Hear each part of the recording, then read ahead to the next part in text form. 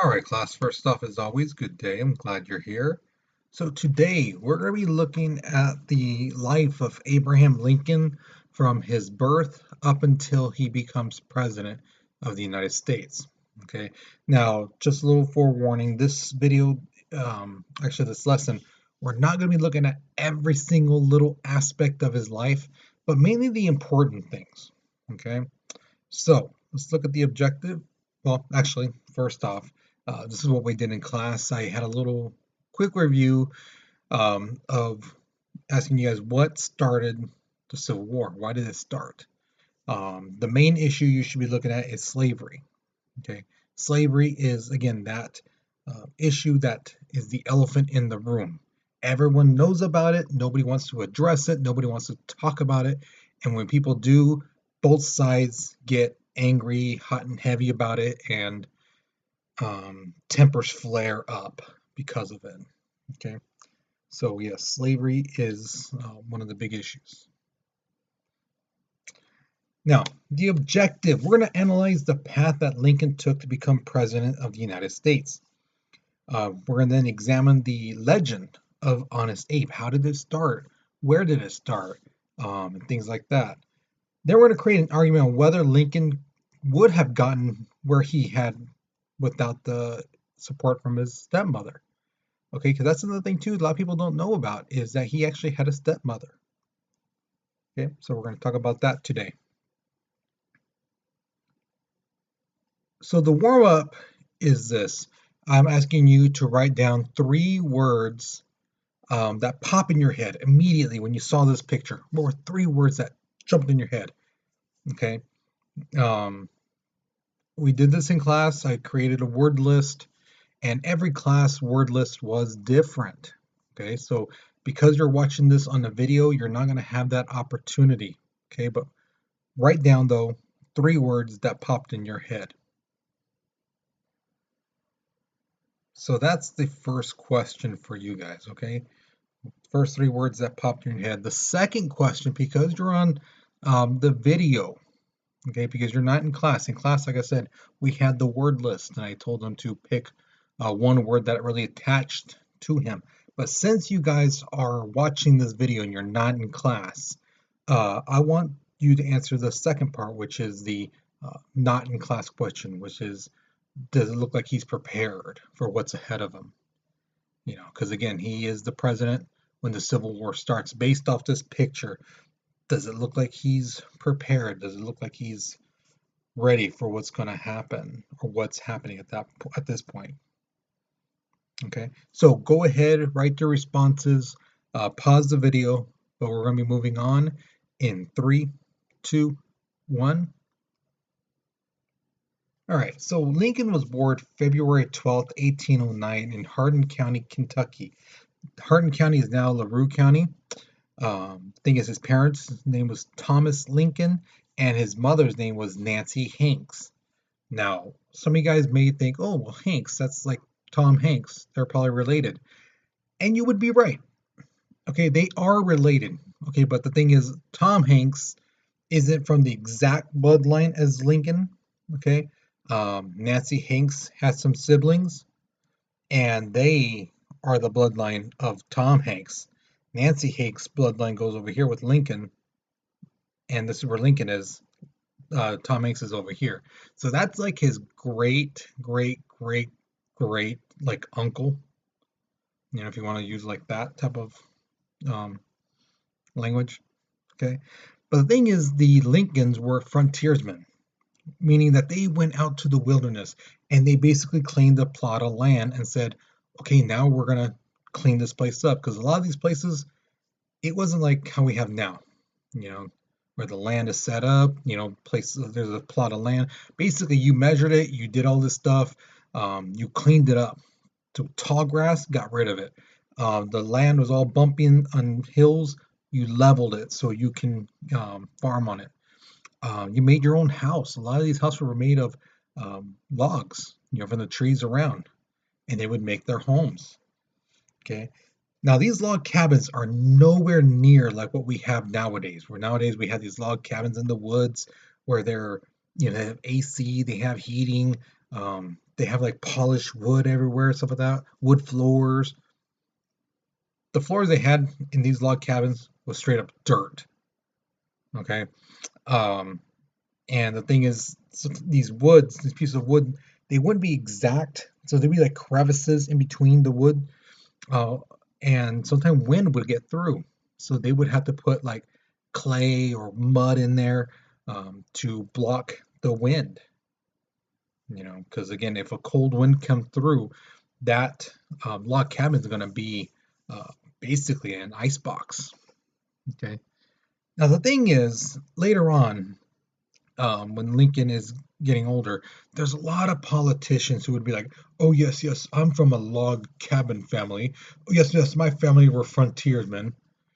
But in reality, they weren't. A lot of these politicians came from wealthy families or you know medium income family, families that were a little bit lower maybe, but very rare were there frontiersmen who became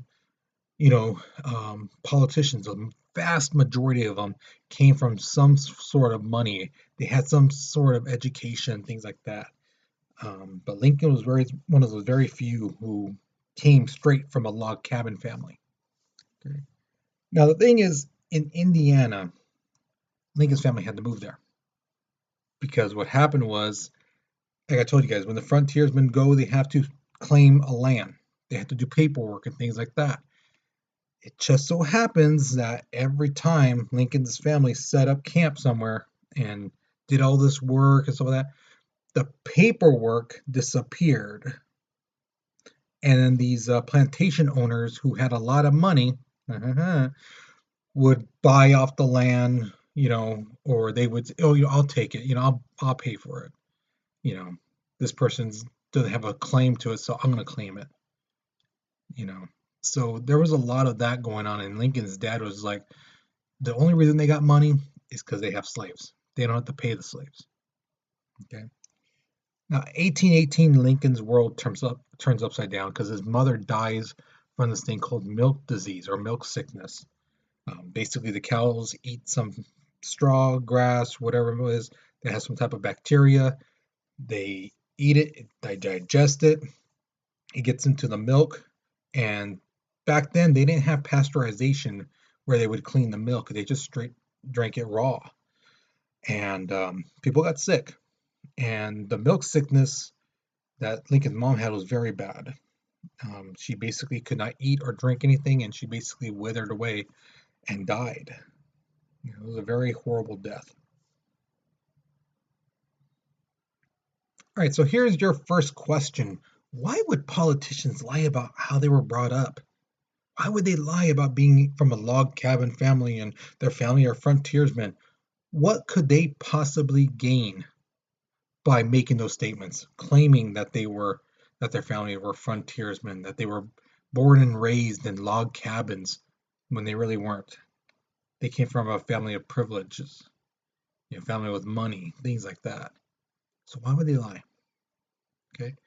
And if you're kind of stuck on this question, look at how these politicians are now, especially these political ads. How they are like, so and so is a bad man. They strangle puppies on the weekends. Is that true? No. You see these guys, they're like trying to show themselves being a wholesome, good family man. You see them all the time with the dog and the kids, and they're throwing the ball with the dog. Just go fetch. We know that they don't do that. We know that.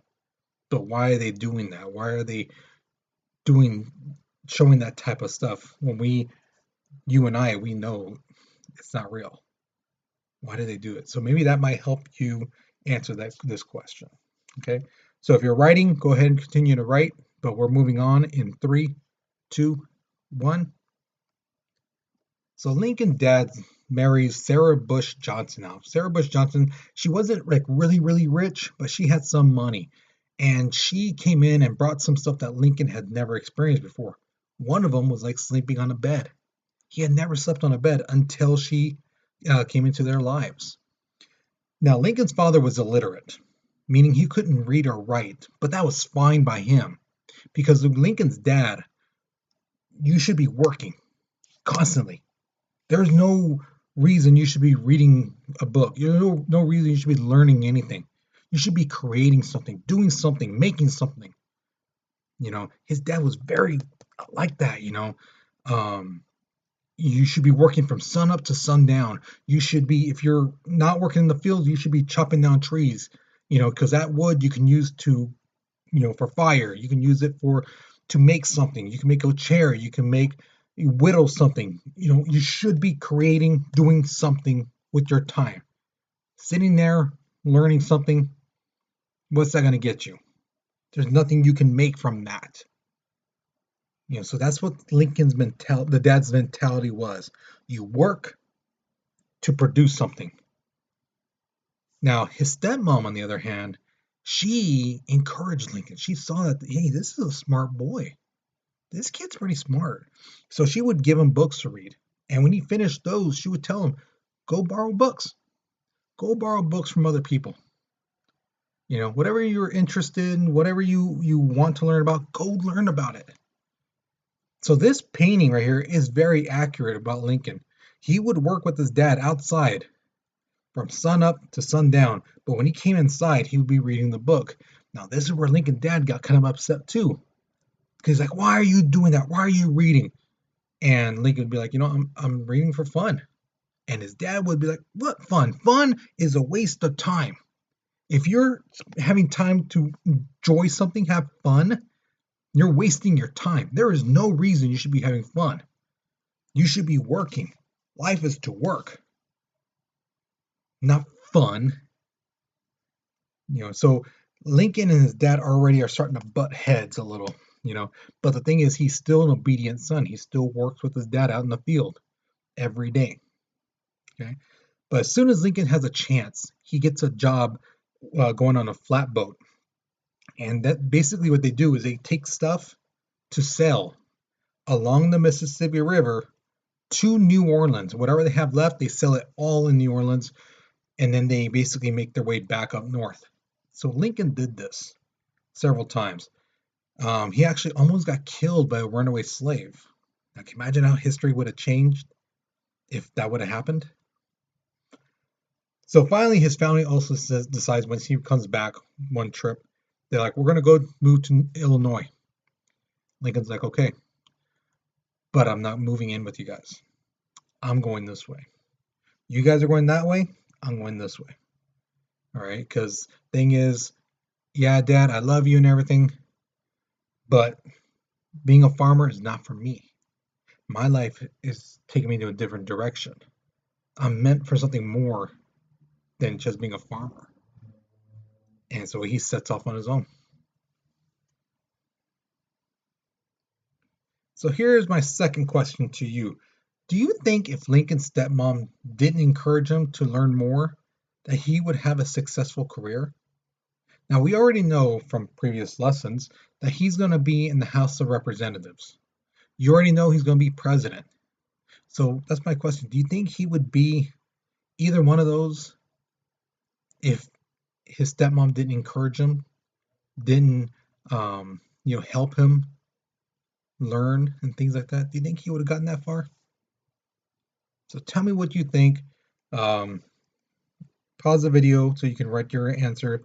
But we're moving on in 3, 2, 1. All right. So Lincoln moves into a town called New Salem. New Salem doesn't exist anymore. Okay. The town is gone. The state of Illinois did make a little replica, but it's like not a real city. Okay. But the thing is, when he was there, it was just a brand new city. It was supposed to be a boom city, but it didn't pan out. Now, the thing is, Lincoln had various jobs. If you ever seen the movie Lincoln Vampire Hunter, they show him like chopping down a tree with like 1 or 2 hits.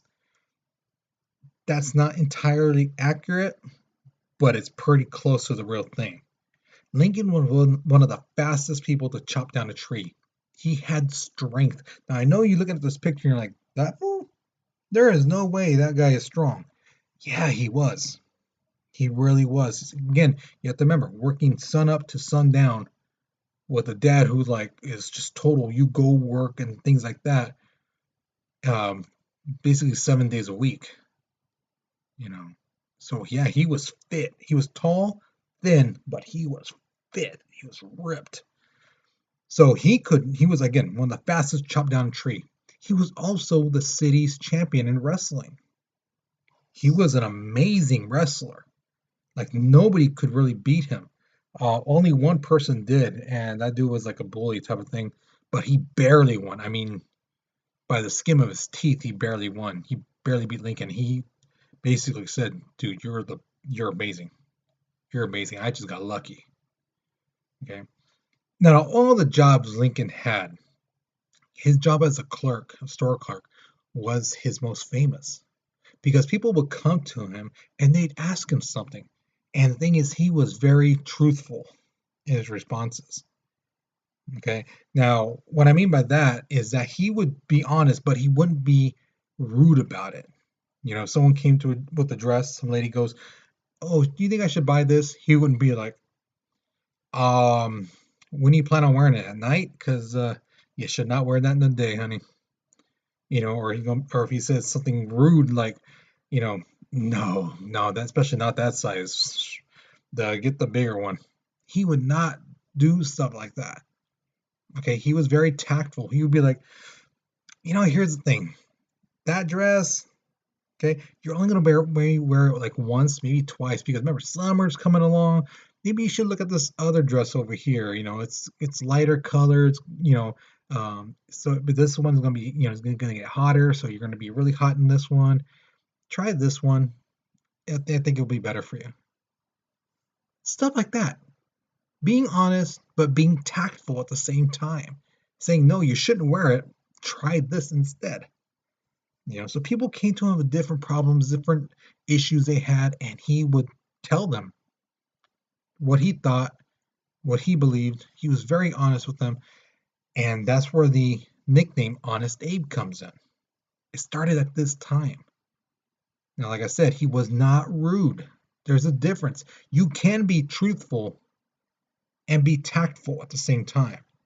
You don't have to be rude and sarcastic and things like that to tell the truth. Right? There is a way you can do it without sounding like a jerk. Okay. Now there was a war that happened. Some Indians were having some conflict with some settlers, and this thing called the Black Hawk War started. Now, his regiment of people were like, "We need a leader. We need to nominate someone as a captain." Everyone basically looked at Lincoln because they were like, "Hey, this guy is, first off, he's honest. Second thing, he's a good man. Third, he shows good leadership qualities. And he's very smart. He's logical. Should we attack this way or this way? Well, we should go this way because if we do it this way, this is going to happen more than likely. And he thought about stuff. So they said, yeah, Lincoln, make him captain.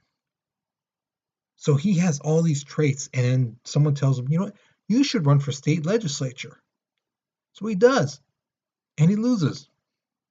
But then he runs again for the Illinois House of Representatives, and this time he wins. Now, around this time, a friend of his, Joshua Speed, tells him, "Hey, dude, I got these. You should be a lawyer. I got these books on the law." Lincoln was already fascinated about the law, so he started taking these books. He started borrowing them, reading them, takes the bar exam, and he becomes a lawyer because he passed the exam. Now, in 1846, he becomes a member of the House of Representatives, and that's where he challenges President Polk. We talked about this a couple weeks ago when President Polk said, "An American soldiers died on American land." Lincoln, at this age, is like, "Well, show us where. Show us where the bodies were. Show us where these people were killed." And President Polk ignores him because, again, Lincoln is a freshman um, member of Congress, and he doesn't want to say because he knows if he says exactly where, that Lincoln's going to be like, "Well, that's disputed land. Mexico thinks they own it, and we think we own it. So how can you say that's American soil when both sides think it's theirs?" Okay. All right. So I'm gonna skip the lost speech thing. Basically, it's a funny story, but it's not that important. Okay. Uh, the next one is the Dred Scott decision. This was something we talked about last week in the last video. Um, Lincoln again was very much about the law and what does the law says. The law said in this court case that Dred Scott was supposed to be free. But when the Supreme Court, who was filled with people who were supportive of slavery, said no, he should be a slave, Lincoln was furious. He was so upset. And then came the Senate fight with Stephen Douglas, which is right there. You see him again. Like I said, Lincoln 6'4", right? Stephen Douglas like 5'2", and these guys are clashing. They're going at it. Their debates are put in newspapers. People are reading them. Lincoln wins the popular vote, but he loses the electoral college. Okay, he loses the election, but the thing is, this was probably the best thing that happened to him because again, in the newspapers, they printed his stuff, his speeches. People now know who Abraham Lincoln is, and so this group called the Republicans came to Lincoln. They're like, "Hey, we like what you're saying. We agree with you, and we want you to run for president in 1860." So Lincoln says, "Okay, I'm going to run." And the people in the South were like, "He better not win. If he wins, we're leaving the United States." November 6th come up. Lincoln wins. And this is where a lot of those southern states that said, "We're going to leave if he wins," they're basically looking around at each other going, "So we're leaving, right?" Okay. Because they know Lincoln is a man of his word. They know his beliefs on slavery, and they know he's an honest man. So he's not talking just to win political points. It's truly what he believes in. Okay. So here is your final question right before your exit ticket. Using what you already know, so the stuff we've learned about in the past like month and a half, do you think the Civil War was inevitable? Was it going to happen? Maybe let's say if Lincoln was never elected 1860, do you think the Civil War would have happened later on? Or do you think it would have been avoided? Do you think that the North and the South would have came to a compromise, would have came to an agreement to avoid war? Or do you think no matter what, at some point, citizens were going to fight other citizens over the issue of slavery? What do you think? Okay. And I want you to really think about this. I want you to really think about it. Was it inevitable? Was it going to happen no matter what?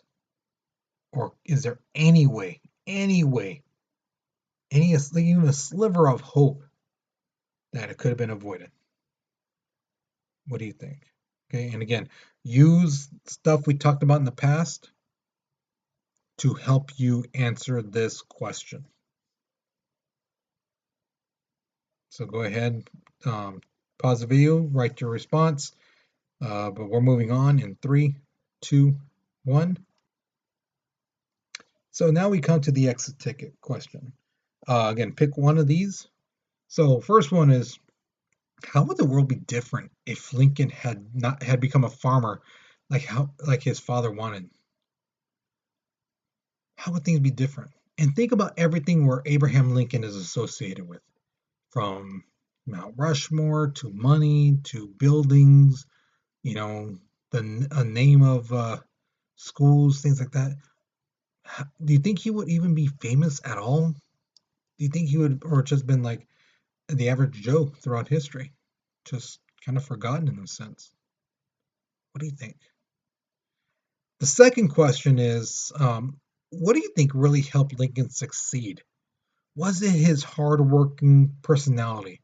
Work from beginning to end, all go, no quit. You give it your all mentality, that he got from his father. Do you think it was his reputation, keeping his word, being a man of his word, being honest, things like that. Do you think that helped him? Or do you think it was his knowledge, his intelligence? Remember, he didn't just read about like Shakespeare and stuff like that. He learned about, math, science, history, the Bible. Even though he never claimed to be any particular religion, he still read the Bible and he used it in his speeches and things like that. He knew the Bible pretty well, you know, architecture and stuff like that, art. He read so much as well as literature, you know. Do you think that helped him succeed? Okay, so again, pick one of these two exit ticket questions. Once you're finished, you are done for this class. Okay, so you guys take care, be safe, all right, and I'll see you guys later.